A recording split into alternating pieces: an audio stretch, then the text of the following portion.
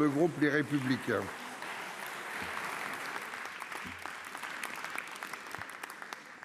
Vous avez raison, Madame la Première ministre, une mort tragique ne peut pas servir de prétexte. Et ces nuits de violence, ces nuits de chaos nous imposent une double exigence, une double réponse. La première, c'est pour maintenant que la République serre les rangs. Et ensuite pour demain, que le gouvernement ouvre grand les yeux. Serrer les rangs parce que, dans la mesure où l'ordre public n'est pas revenu, et tant qu'il ne sera pas rétabli, la seule attitude républicaine, responsable, c'est de serrer les rangs. C'est de soutenir sans réserve les forces de l'ordre, policiers, nationaux, municipaux, les sapeurs-pompiers et les élus, bien entendu.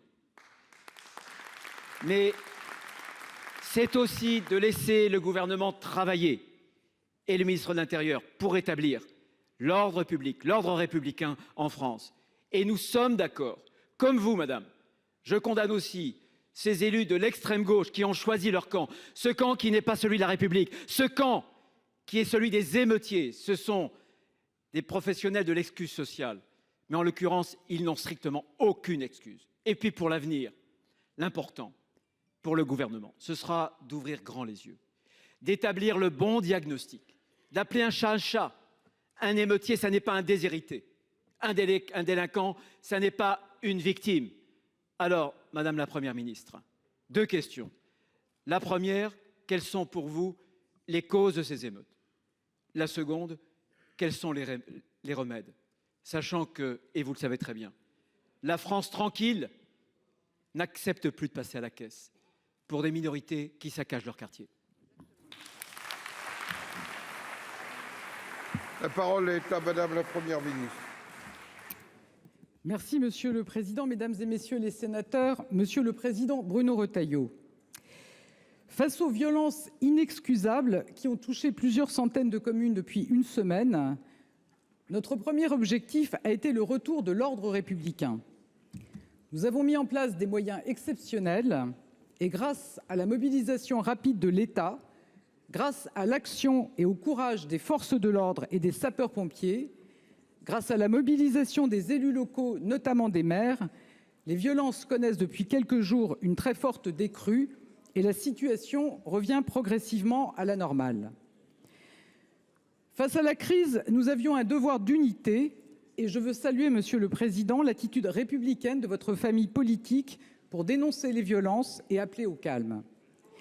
Bien sûr, Monsieur le Président Retailleau, au-delà des réponses d'urgence, nous devons nous pencher sur les causes profondes de cette crise. Sans procrastiner, il faudra prendre la mesure de la complexité de la réalité. Un tiers des communes qui ont connu des violences n'ont pas de quartier politique de la ville. Et la moitié des villes avec des grands ensembles où sont menées des opérations lourdes de rénovation urbaine n'ont pas connu de violence. Monsieur le Président Retailleau, la quasi-totalité des près de 6 millions d'habitants des quartiers, qui sont les premières victimes de ces violences, expriment leur incompréhension et leur colère. J'ai pu le mesurer moi-même à Garges-lès-Gonesse, à Évry ou à Bezons.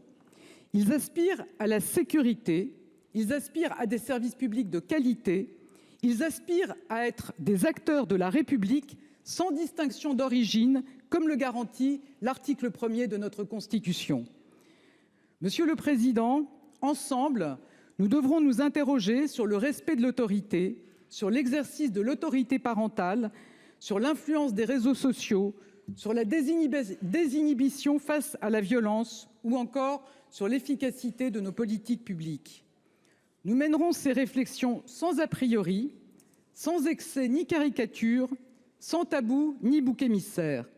Nous le ferons avec tous les élus qui veulent agir et partagent les valeurs de la République. C'est ensemble que nous trouverons des solutions. Je vous remercie. Monsieur le Président. Oui, Madame la Ministre, Madame la Première Ministre, le temps nous est compté. Et les causes, nous les connaissons. C'est la somme de tous nos renoncements. C'est la somme de tous les laisser-aller.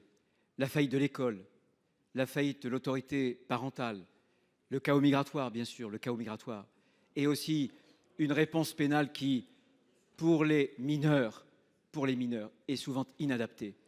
Alors, Madame la Première ministre, faites la politique du courage ayez le courage de traiter les causes, et non pas seulement les conséquences de ces causes par la politique du carnet de chèques. Et alors, si vous avez ce courage, nous serons à vos côtés, parce que sans ce courage, les violences reviendront, et sans ce courage, la France rebrûlera. Merci. La parole est à notre